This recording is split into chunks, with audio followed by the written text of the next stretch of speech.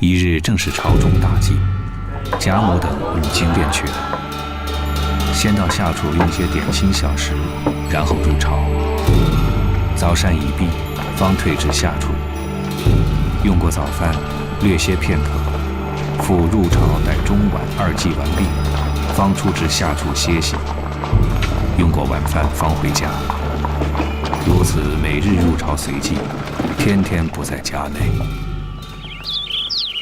大观园各丫鬟婆子皆有闲空，多在园中游玩。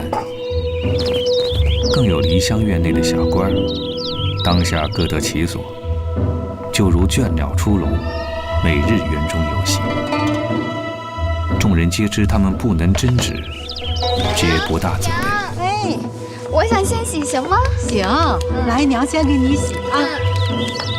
我自己来。什么？你自己来？没见过这般偏心的，把你女儿圣水给我洗，我1个月的月钱都是你拿着，沾我的光还不算，反倒给我剩东剩西的，不识抬举的东西！怪不得人人都说戏子没一个好缠的，凭你，什么好人呢？入了这一行都弄坏了。这么点个小崽子也挑窈挑六，闲扯淡话。呸！要群的骡子似的。少乱嚷嚷，瞅着老太太不在家，一个个连句安静话也不会说了。都是这方官不省事儿，也不知狂的什么也不是，会两出戏，倒像是杀了贼王，擒了反叛来的。一个巴掌拍不响，老的也太不公些，小的也太可恶些。怨不得方官，自古说物不平则鸣，他少勤试卷的，在这儿又没人照看，赚了他的钱又作践他，如何怪得？这些给你自己洗吧，不要吵闹了。你个没良心的小蹄子你！你老人家太不省事，你不给他洗头的东西，我们让给他东西，你别去，不自扫，去说他，打他，他要在这里学艺，你也该打他不成？一日叫娘终身为母，他攀上我就打他！别打他！打他！娘，我不会与人拌嘴，请问信太急，你快过来制止他两句。别打了，别打了！我且问你，别说我们这一处，你看满园子里，谁在主子屋里教导过女儿的？非有九姑那姐姐们打的骂的，谁说老子娘要把周家管闲事儿了？我怎么管闲事了？这是我闺女，都像你这样管，要叫他们跟着我们学什么？越老越没了规矩。我怎么没规矩了？这是我闺女，给我了就得由我管。那巧这娘来吵，你也来跟她学。你们放心，因连日这个病那个病，老太太又不得闲心，所以我没回。等两人消闲了，咱们痛回一回，大家把威风煞一煞才好。我不怕，什么老太太的，这是我闺女，我就得管，我管我闺女都不行了啊！宝玉才好了些，连我们都不敢大声说话，你反打的人狼嚎鬼叫的，上头能出了几日门，你们就无法无天的，眼睛里没了我们，过两天你们都要打我们了。他不要你这干娘，他粪草埋了他不成？你们怎么都冲着我来呀？这些老婆子都是铁心石榴肠子的，也是件大奇事。不能照看，反倒折错，天长地久，如何是好？什么如何是好？统统都撵了出去！不要这些个中看不中吃的。把一个莺莺小姐反弄成拷打红娘了，这会子又不装扮，还是这么松呆呆的。就是，本来面目极好，倒别弄紧成了。麝月，我们来给她洗头。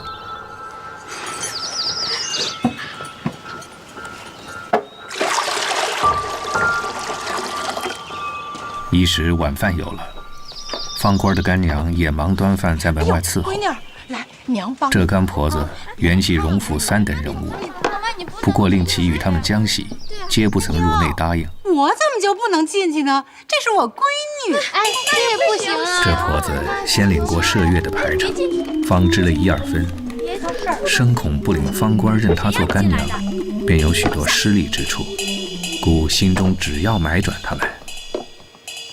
都已经好了，还不给2样清淡菜吃，这稀饭咸菜要闹得多滋味啊！你给拿进去吧。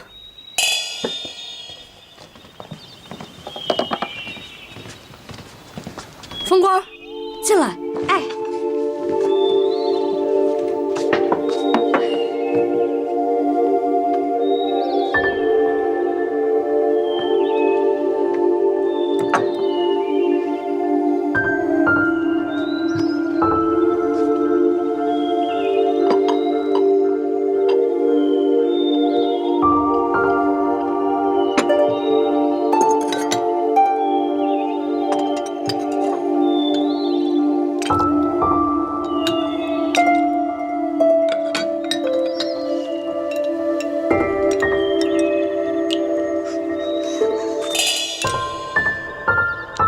好烫。菩萨，你这几日不见荤，就馋得这样。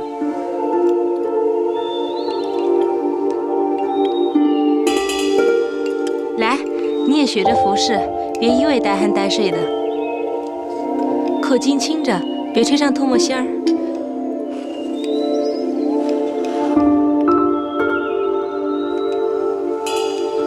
哎呦喂，他不老成，仔细打了碗，让我吹吧。出去！你让他砸了碗，也轮不到你吹呀！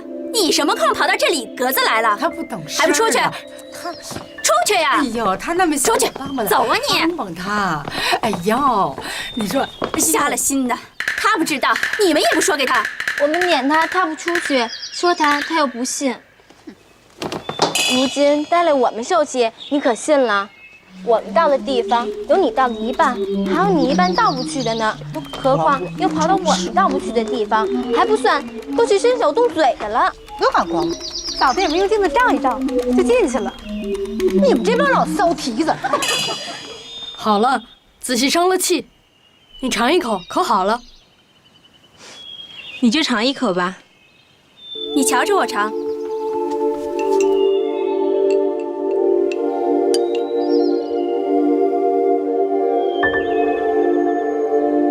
给你。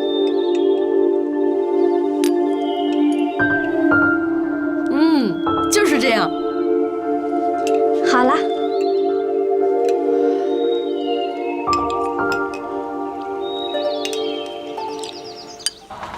怡红老太妃在大内偏宫停放21日后，方请灵入仙陵。这里离都来往得10来日，如今请灵至此，还要停放数日，方入地宫。故贾母带领邢、王夫人等离家送灵，须得1月光节。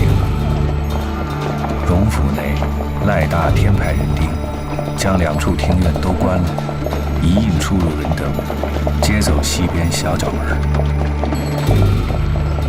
园中前后东西角门一皆关锁，只留王夫人大房之后常系她姊妹出入之门。每日灵芝小之妻进来，带领10来个婆子上夜，穿堂内又添了许多小厮们做经打梆子，安插得十分妥当。如今且说探春同李纨受王夫人之托，每日早晨接到园门口南边的3间小花厅上去会齐办事，家下俗呼皆只叫议事厅，凡一应执事媳妇的来往回话者络绎不绝。这日刚吃茶时，只见吴心登的媳妇进来回话。怎样？看他怎么说。赵姨娘的兄弟赵国基死了，昨已告太太，太太已知。今天告姑娘奶奶来了。吴心登的媳妇心中已有主意，如今她藐视李纨老师，探春是青年的姑娘，所以只说出这一句话来，是他2人有何主见？巧儿袭人的妈死了，听说赏银40两，这也赏她40两罢了。也不过如此呀，原来就这样啊！真是。是。你先回来，且别支银子。我问你，那几年老太太屋里的几位老姨奶奶，有家里的和外头的这2个分别。家里的若死了人赏多少，外头的若死了人又是赏多少？你且说2个给我们听听。这也不是什么大事儿，赏多少谁还敢争不成？这话胡闹！依我说，赏100倒好呢。若不按例，别说你们笑话，明儿也难见你2奶奶。既这么说，我可得去查旧账了。此时可是记不起来了。你办事办老了的，还记不得，倒来难我们。你素日回你2奶奶也现查去。若有这道理，凤姐姐还不算厉害，就算宽厚的了，还不快找了来我瞧？再迟1日，不说你们粗心，反像我们没主意了。查了账来，照规矩办。哟，小姑娘你发火了，还不快去！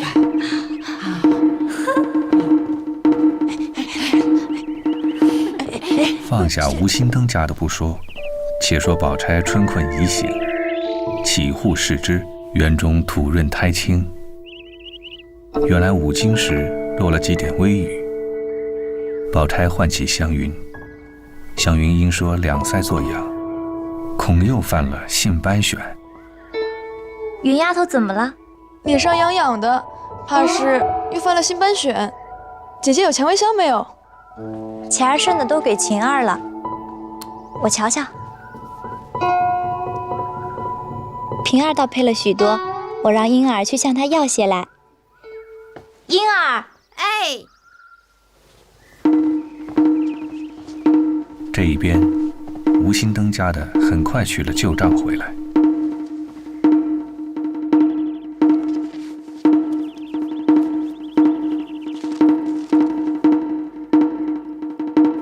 大嫂子，你看，这里明白写着，2个家里的皆赏过20两，2个外头的皆赏过40两。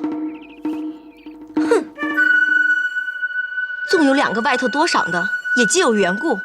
你看这儿，一个是各省迁父母之旧，外赏60两；还有这儿，一个是现买葬地，外赏20两。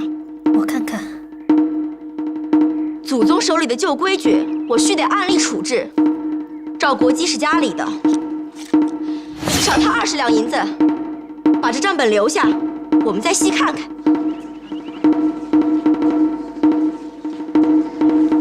是。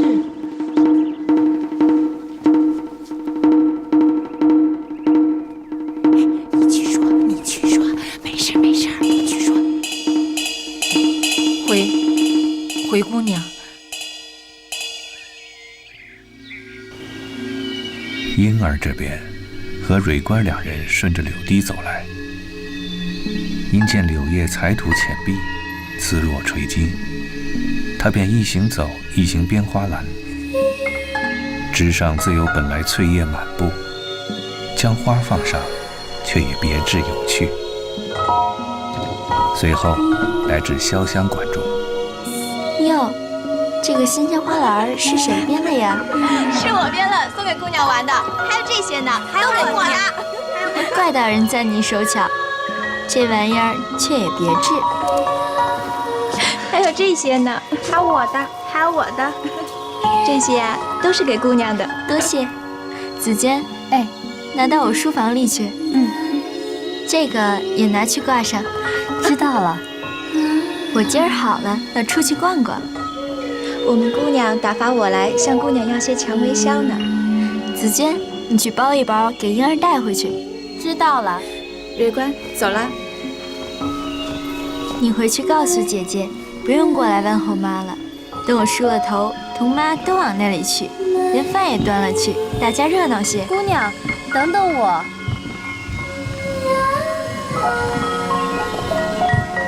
婴儿，你的蔷薇香，给。多谢姐姐。不用谢。吴新登家的没了脸出去，没一顿饭的功夫，这话就传到了赵姨娘耳朵里。忽见赵姨娘气哼哼地找到议事厅来。起开！这屋里的人都把我的头踩下去还罢了，姑娘，你想想，该替我出气才是。姨娘这话说谁？我不解，谁踩姨娘的头？说出来，我替姨娘出气。姑娘先踩我告诉谁呀？我必不敢。你不敢，你就跟我装吧你啊！姑娘，快别这么说了。你说说，这屋里我熬油似的熬到今天，不容易吗？我啊，这回子又有了你和你兄弟，我熙然都不如了。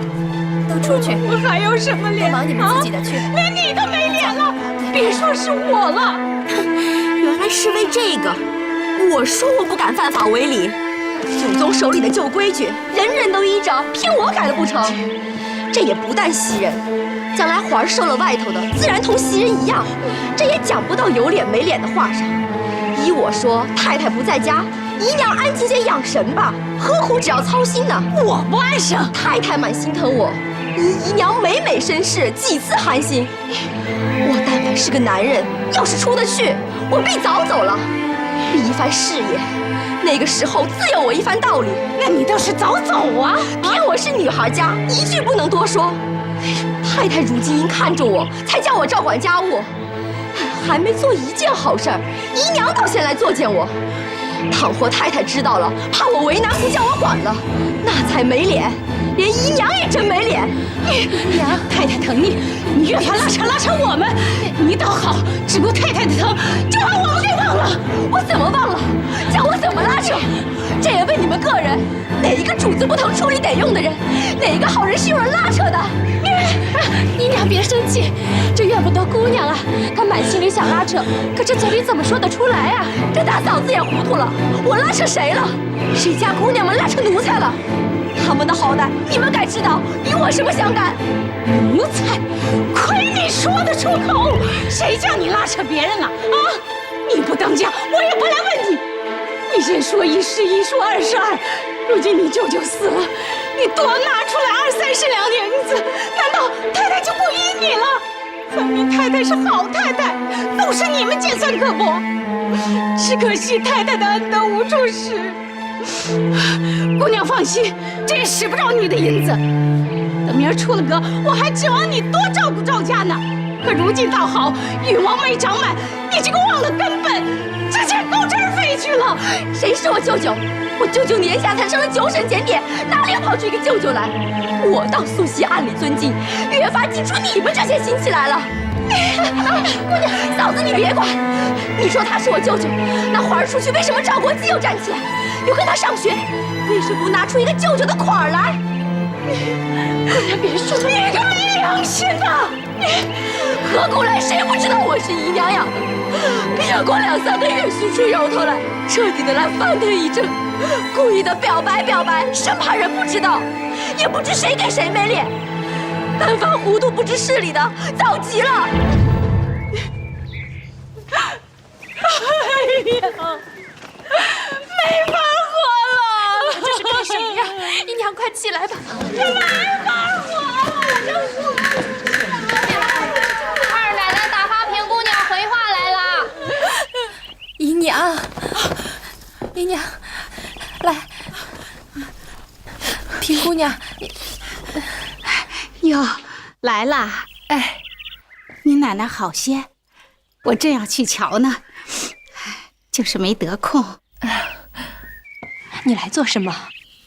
二奶奶说赵姨奶奶的兄弟没了，恐怕大奶奶和姑娘不知有旧例，若照常例只得20两，如今请姑娘裁夺着再添些也使得。哎呀，你好好的添什么？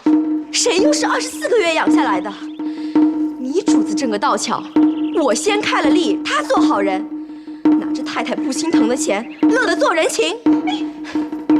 你告诉他，我不敢随便添减，要添他施恩，等他病好了出来，爱怎么添了去。哎，我说你这孩子怎么搞的？你这啊，宝姑娘来了。宝姑娘，哟，怎么了？难不成听见凤姐姐病了，探丫头就先哭死在这里不成？还不快去端水了？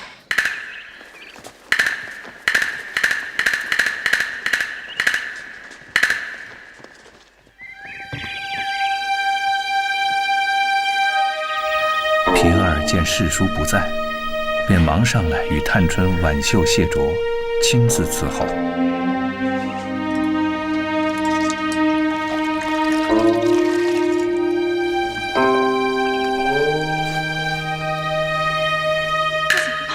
有事儿吗？可以吗？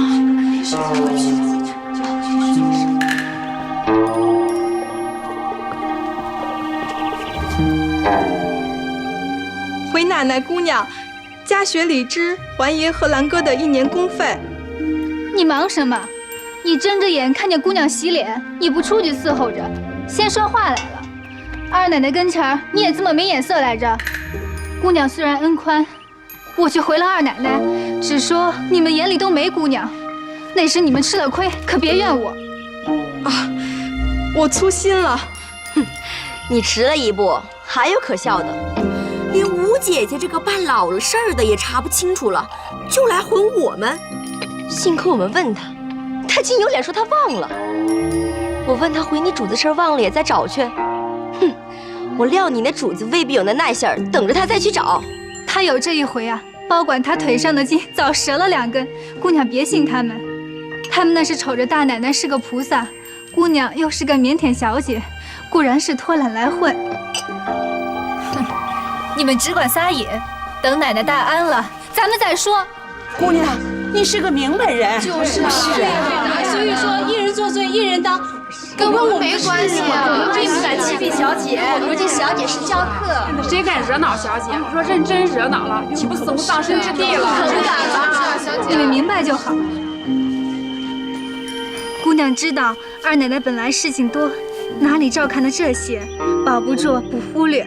俗语说旁观者清，这几年姑娘冷眼看着，会有该添该减的去除，二奶奶没行到，姑娘竟依添减。头一件与太太的事有益，第2件也不枉姑娘待我们奶奶的情谊了。好丫头，真怨不得凤丫头偏疼她，本来无可添减的事，如今听你这么一说，倒要找出2件来斟酌斟酌，才不辜负你这话。我一肚子气，没人杀性子，正要拿他奶奶出气去，偏他碰了来，说了这番话，叫我也没了主意了。你还站在那里做什么？还不快坐去！是。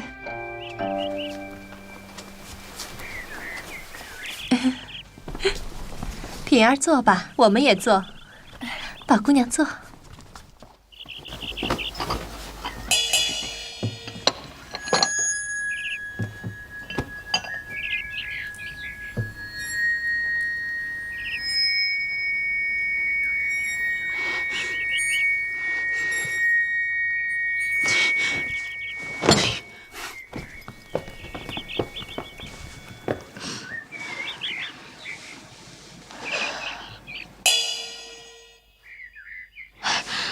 怎么都忘了？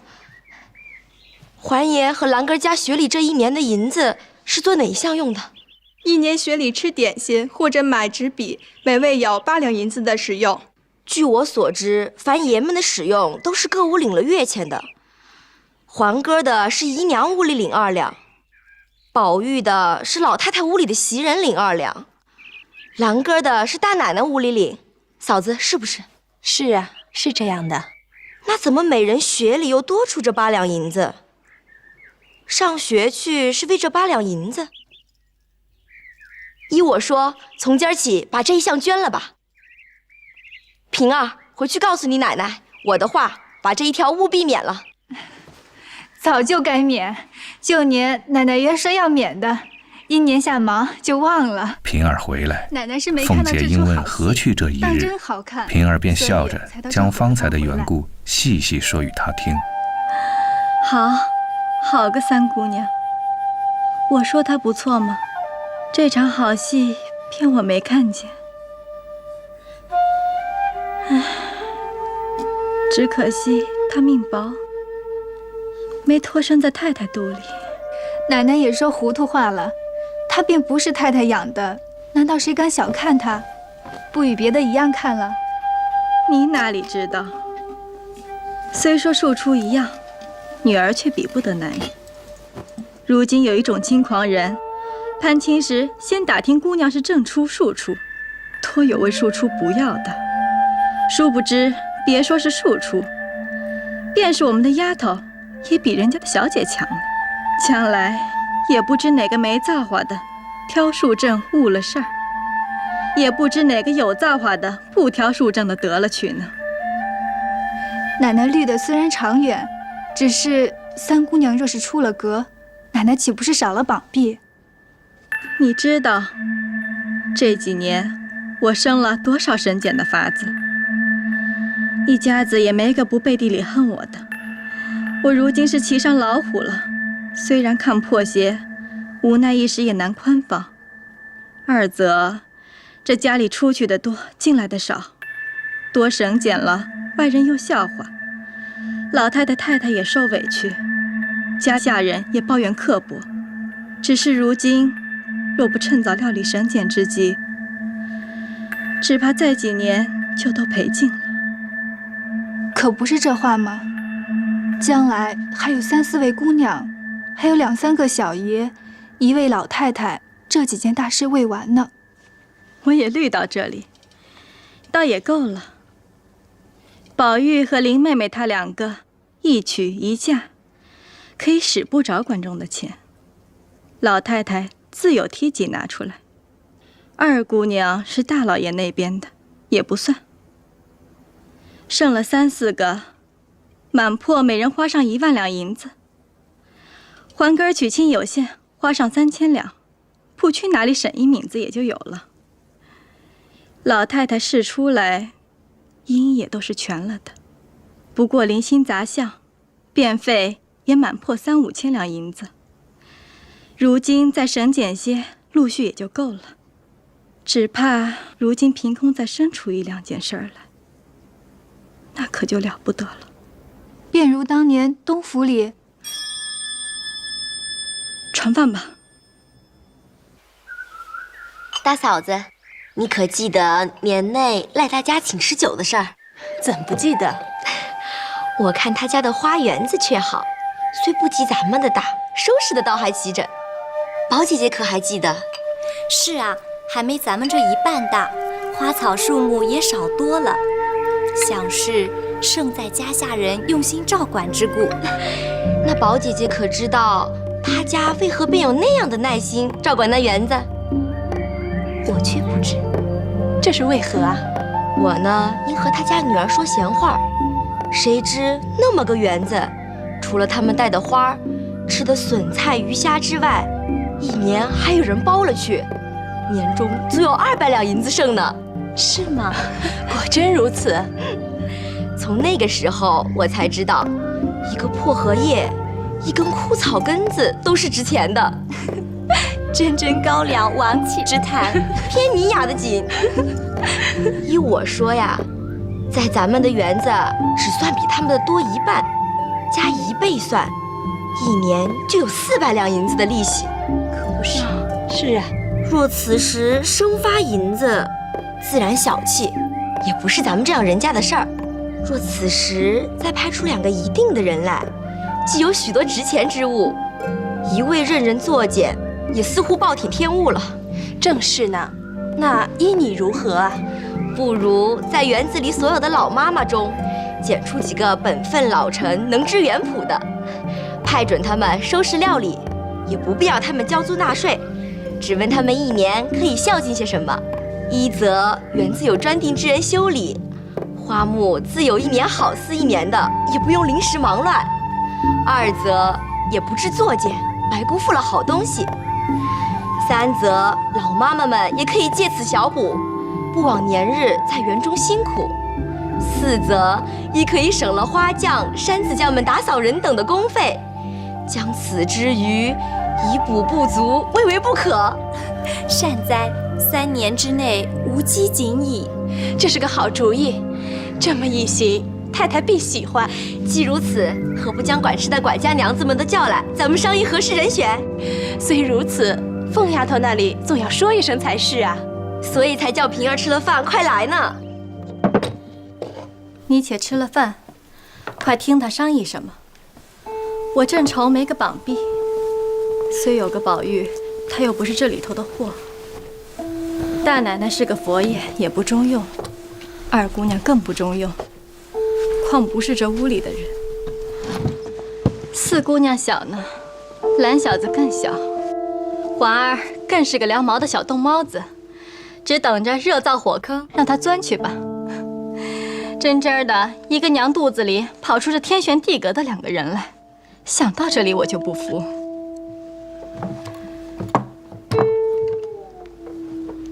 再者，林丫头和宝姑娘她2个倒好，偏又都是亲戚，又不好管咱们的家务事儿。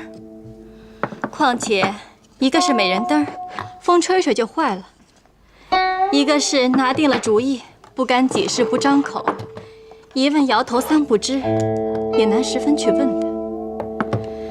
倒只剩了三姑娘一个了。正是呢，又是咱家的正人，太太又疼他。若不是赵姨娘那老东西3日5日的闹，何至于面上总是淡淡的？没眼色的，还不把你平姐姐的饭端来？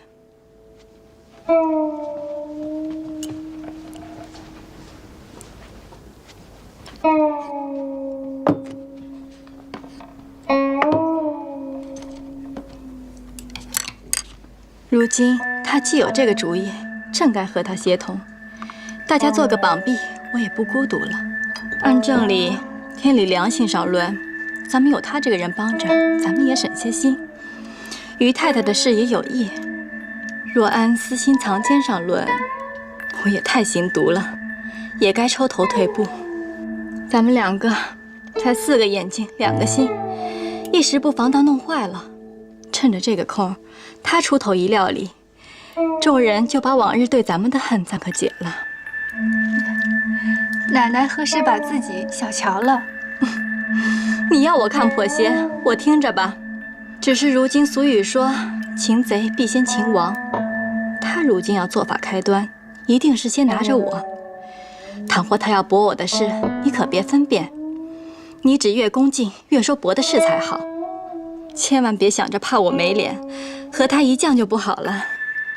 你太把人看糊涂了，我才已经心在先，这会子又反嘱咐我。我是恐怕你心里眼里只有了我，一概没有他人之故，不得不嘱咐。既已行在先，更比我明白了。你又急了，满口里你呀我起来。偏说你不依，这不是嘴巴子。再打一顿，难道这脸上还没尝过的不成？你这小蹄子要颠多少过子才罢？看我病成这样，还来怄我。当下，莺儿让蕊官回去，把蔷薇箫交给了湘云。正值春燕和她娘来横无怨，蕊官便拿出一包，悄悄托春燕带回去，送给方官擦脸。蕊官给的。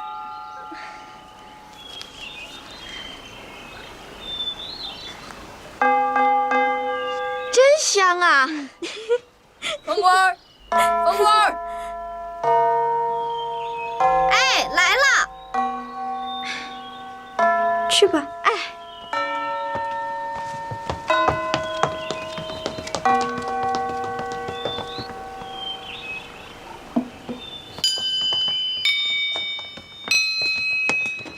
二爷叫我做什么？倒茶。哎，你手里拿着什么？是蕊官送给我的蔷薇箫，擦春选的。快拿来给我。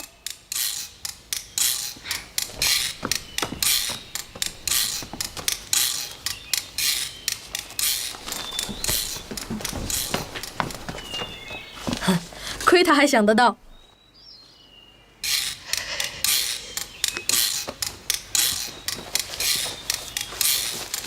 哥哥，好哥哥，好哥哥，给我一半呗。哎，别动这个，我再另拿些来。快取了来。哎。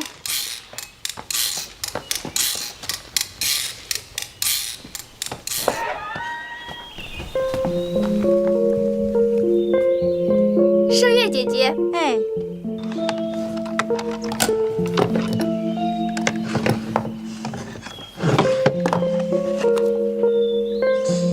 奇怪，早些蔷薇箫还剩了些，如何没了？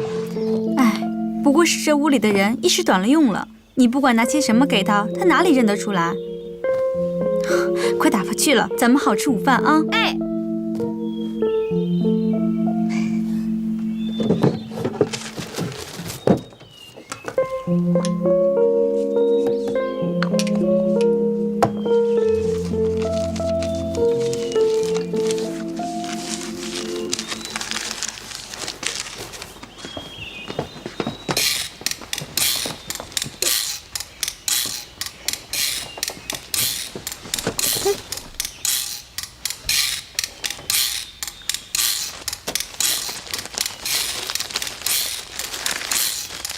原来贾环趁贾政不在家，且王夫人等也不在家，连日也便装病逃学。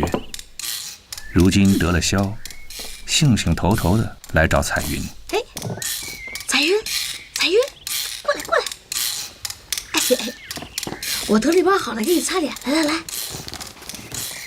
你常说蔷薇香擦身水比外边的银硝强，你且看看，可是这个？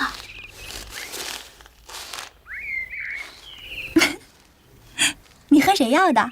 红棍啊，他们哄你这乡老呢。这不是硝，是茉莉粉。你闻闻。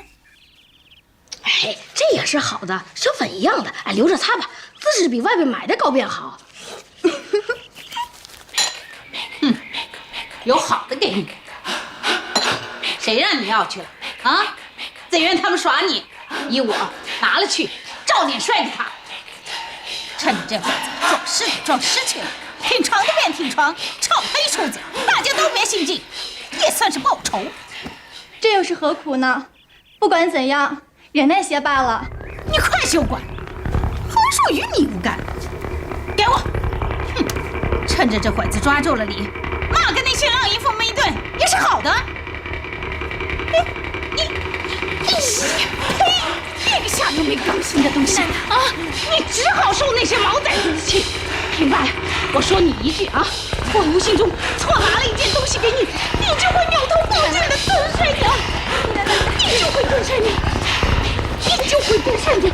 王氏哥哥，你不敢冲撞他也就罢了，难道他屋里的猫狗，你也不敢去我们？你这么会说，你就不敢去？招招传说的让我去的，闹出来人家打我一顿，你要心疼。罢了罢了，这又是何苦呢？这会儿你受了那些毛崽子的气也就罢了，明儿你想这屋里的人还怕你呢啊！我都劝你休！你吴老三姐姐，你敢去？你敢去我就服你！嘿，我肠子里爬出来的东西，我再怕不成了我！嘿！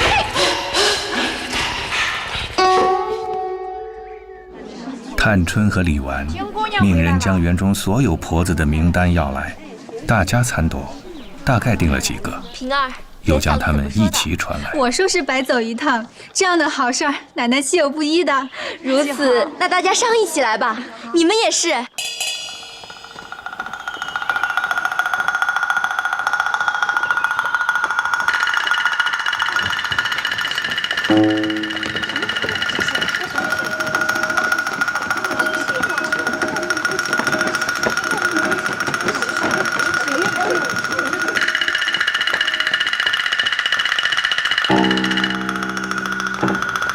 姨奶奶来了，什么事这么忙？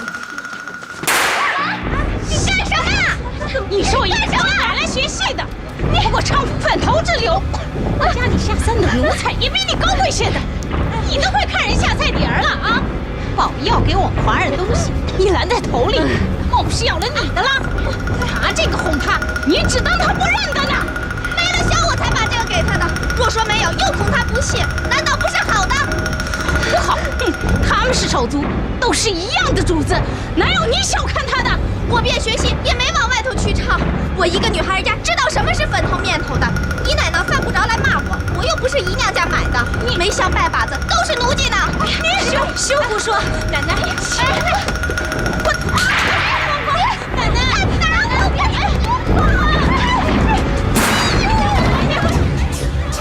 阿弥陀佛，还有今天，这才叫活该呢！就是。别和小孩子来计较，等我们说他。别管他们，让他们闹去，看怎么开交。如今乱为王了，你也来打，我也来打，都这样起来，还了得呢？哎呀，这不行啊！哎呀，皇冠，小奶奶好了，去找三姑娘指他去。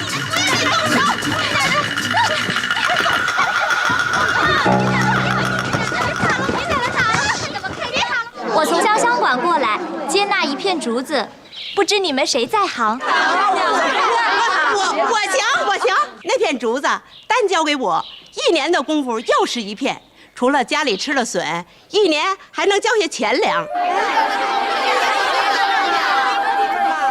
只可惜恒芜院和怡红院这2处大地方，竟没有出利息之物。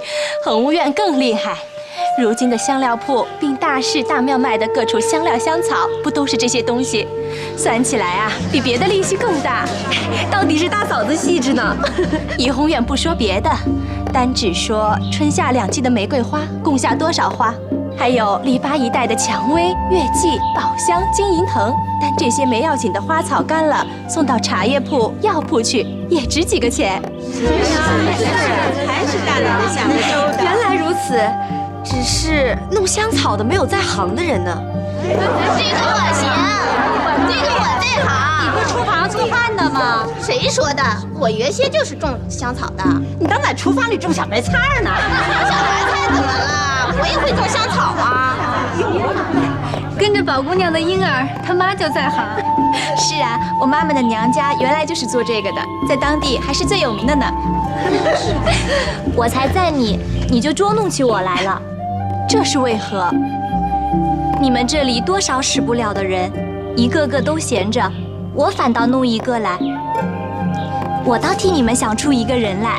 谁呀？怡红院有个老叶妈，是明烟的娘，你们只教育她就是了。他又不懂如何使的。他虽不懂，奈何是婴儿的干娘，有了事自然去找婴儿的娘商议了。那是他们的私情，便有闲话也怨不到咱们身上。这样好，这样好。也对，还有哪一处呢？你们可有了主意？哎，姑娘，在桃花源有一大片的果树林呢。还有什么地方？不香火还有一大片的芍药园呢。哎，姑娘，还有清风系的藕、莲蓬，那还有一大片的芦苇呢。这么多地方，嫂子，还有大片的荷，还有吗？还有什么？还有桃园里还有大片的蔷薇呢。蔷薇也是。如今既各自分了营生，便各自好生经营吧。其他小官们也得了信，只顾他们情分，不顾别的，一起跑入怡红院中。